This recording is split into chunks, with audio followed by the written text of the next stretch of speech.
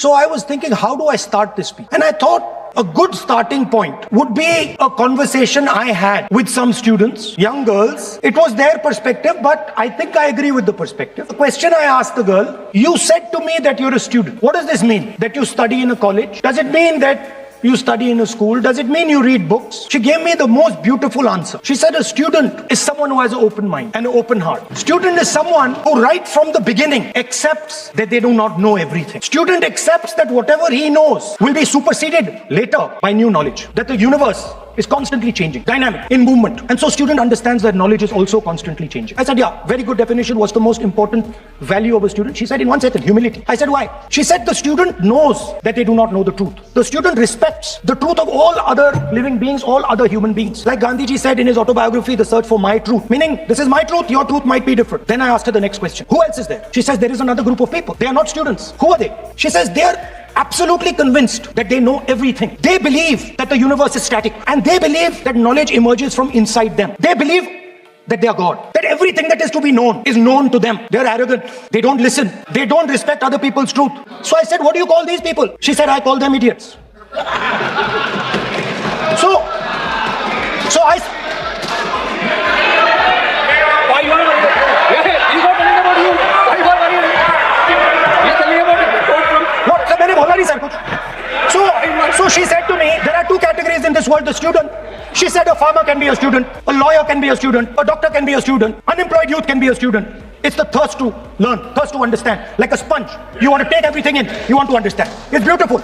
It's even respecting the rest of the universe. What about these idiots? She says to me, these idiots, they don't listen to anything anyone says. What's it?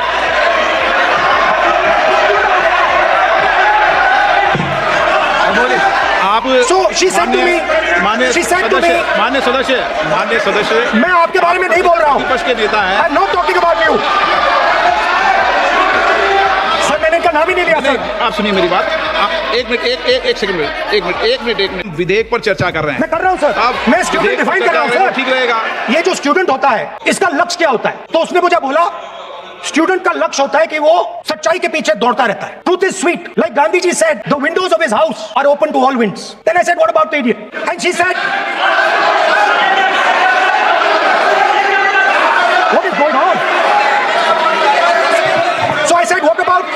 I said, so sir, I said, okay, what about this other type of person who is not a student?